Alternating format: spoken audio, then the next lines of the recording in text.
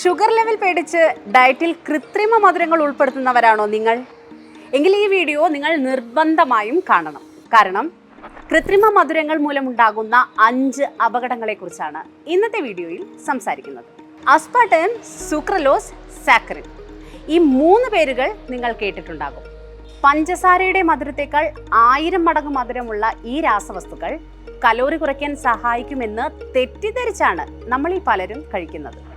അതായത് കലോറി കുറവായതിനാൽ ഭാരം കുറയ്ക്കാൻ സഹായിക്കുമെന്നാണ് പൊതുവെ പ്രചരിക്കുന്നത്. എന്നാൽ ഈ രാസവസ്തുക്കൾ നമ്മുടെ ശരീരത്തിന് പലവിധ ദോഷങ്ങൾ ഉണ്ടാക്കുമെന്ന കാര്യം പലർക്കും അറിയില്ല. ആദ്യം കുടലിൽ ഉണ്ടാകുന്ന മാറ്റങ്ങളെക്കുറിച്ച് അറിയാം. ഈ മധുരങ്ങൾ ദഹിക്കാതെ നമ്മുടെ കുടലിലൂടെ കടന്നു പോകുമ്പോൾ നമ്മുടെ കുടലിലുള്ള ഗുണകരമായ ബാക്ടീരിയകളുടെ ആവാസ വ്യവസ്ഥയെ ദോഷകരമായി ബാധിക്കും.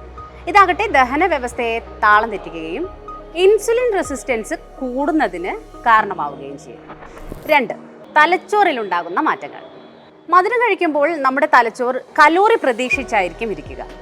എന്നാൽ 0 കലോറി എത്തുന്ന സമയത്ത് നമ്മുടെ വിശപ്പ് നിയന്ത്രിക്കുന്ന ഹോർമോണുകൾ ആശയക്കുഴപ്പത്തിലാകും.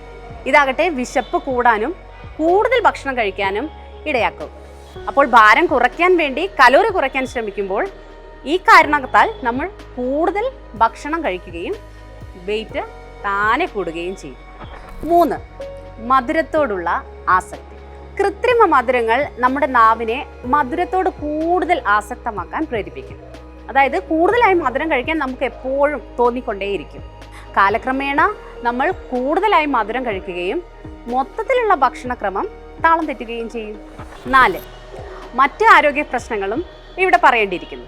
തുടർച്ചയായ ഉപയോഗം ഗ്ലൂക്കോസ് ടോളറൻസ് തകരാറിലാക്കാനും പ്രമേഹവും മെറ്റബോളിക് സിൻഡ്രോം പോലുള്ള അവസ്ഥകളും കാലക്രമേണ ഉണ്ടാകുന്നതിനും കാരണമാകും. അപ്പോൾ ഇതിനൊരു ബദലില്ലേ?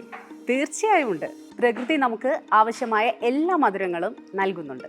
ബെറികൾ ഉപയോഗിക്കാം. ഇവയ്ക്ക് ഗ്ലൈസമിക് ഇൻഡെക്സ് കുറവാണ്, ആരോഗ്യകരവുമാണ്. ഈന്തപ്പഴവും തേനും മറ്റൊരു ഓപ്ഷനാണ്. ചായയിലോ പലഹാരങ്ങളിലോ മധുരത്തിന് പകരമായി ഇവ പരീക്ഷിക്കാം. ഇതിൽ ആൻറ്റി ഓക്സിഡൻറ്റുകളും നാരുകളും ധാരാളമായി അടങ്ങിയിട്ടുമുണ്ട്. ശർക്കര അല്ലെങ്കിൽ പനഞ്ചക്കര, ഇതിൽ ധാതുക്കളും ഇരുമ്പും സമൃദ്ധമാണ്. ദഹന വ്യവസ്ഥയ്ക്ക് സഹായിക്കുന്നതിനാൽ ഇനുലിൻ എന്ന ഫൈബർ അടങ്ങിയ കോക്കനട്ട് ഷുഗറും നമുക്ക് പരീക്ഷിക്കാം.